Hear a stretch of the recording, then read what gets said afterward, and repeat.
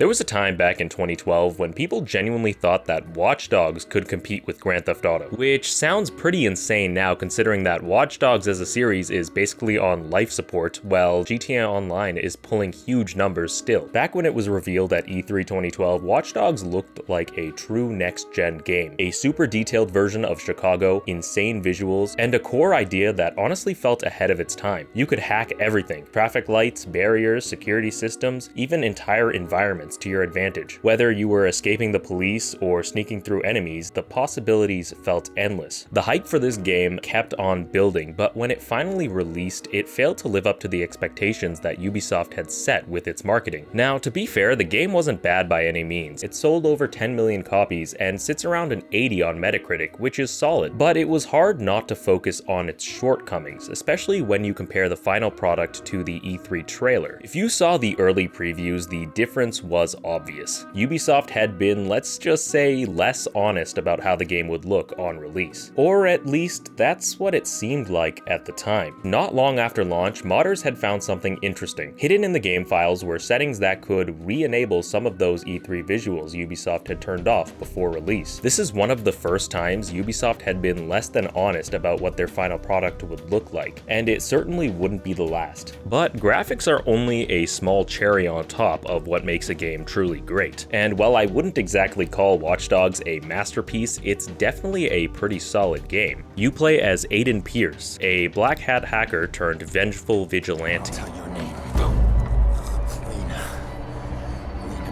Throughout the entire campaign, you track down the killer of Aiden's niece. It's a bit simple and generic, but it's enough of a motive to keep you interested in the story. Playing through the campaign mission by mission, unlocking new weapons, gadgets, and vehicles is a pretty satisfying experience. The world features a detailed recreation of Chicago with a level of interactivity most GTA-like games don't have. You see, as a hacker, Aiden Pierce has access to CTOS, a fictional sci-fi security OS that connects every security camera, computer, phone, traffic light, and a lot more. Using your jailbroken iPhone 4, you can steal people's money, look through any security camera, distract guards by hacking a device near them, put up roadblocks, bridges, and messing with stoplights to destroy enemy vehicles. The possibilities are really seemingly endless. It gives Aiden a level of power that we hadn't really seen before, and that's just really cool. One could argue, however, that the hacking boils down to a few button prompts, and by the time you're halfway through the game, the limitations start to show and the initial wow factor of that feature starts to fade. The more I played the game, the more I realized that Watch Dogs relied heavily on what we now know as the Ubisoft formula. Outposts are copied and pasted throughout the map that, when infiltrated and hacked into, unlock CTOS hacks for that region. There are lots of copy and pasted side content called fixer contracts. Most of them are some variation of driving a car from point A to B within a time limit or assassinating a target on the map. It's the kind of content that I would call fast food gaming.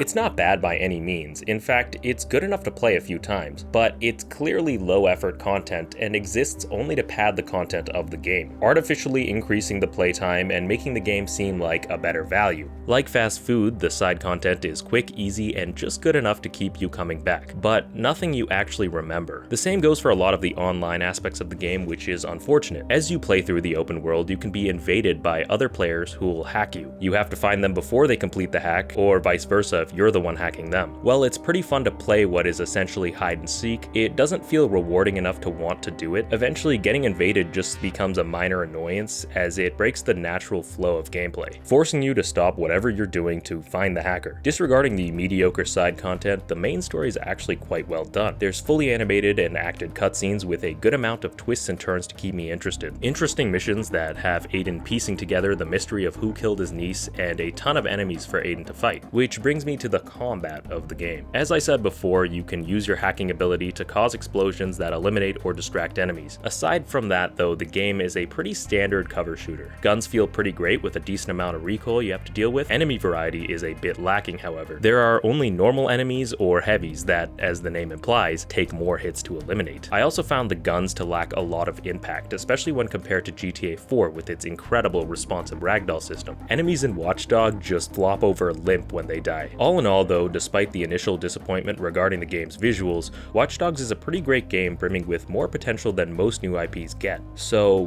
what went wrong? Watch Dogs 2 built upon everything Watch Dogs 1 had introduced, increasing the amount of hacks and weapons and solidifying the gameplay. There was a lot of contention around the story and characters of the original Watch Dogs. Critics said that characters felt dull and two-dimensional. They also said that the story took itself too seriously. For the sequel, Ubisoft took that criticism to heart, making characters like Marcus and his friends more lighthearted and silly. Well, the story wasn't bad, it just didn't feel as serious as Watch Dogs 1. Despite that, Watch Dogs 2 is a pretty great game, and it's better than the original in a lot of ways. Where Ubisoft really messed up though was their latest entry, Watch Dogs Legion, a game that had mixed reception from fans and critics alike, but honestly is worse than the previous games in almost every way. Ignoring the insane amount of bugs and poor optimization the game launched with, the game also lacks any real engaging story. You can play as any character, but the problem with that feature is that no character has any personality, just a blank slate for the player to engage with the world. Missions were pretty forgettable, and even the hacking felt like it took a sidestep, and for what? Just for Ubisoft to say, hey look, you can play as a grandma, guys, isn't that funny? And it honestly is for the first 5 seconds before you remember that you're playing Watch Dogs Legion. Despite the flop that Legion was, I think Watch Dogs still has potential as a series. If Ubisoft can make a sequel that goes back to its roots, return to the serious, gritty story, characters, and world design, actually create a fleshed out story with stakes that make the player care to continue playing. Considering how Ubisoft is currently, I'm cautiously optimistic about the future of this series. I really do think that this could have been a serious GTA competitor, one that offers gameplay elements that even GTA 6 probably won't have. And that's all I have to say about Watch Dogs. If you've played Watch Dogs, I'd love to know what you think about it in the comments section below.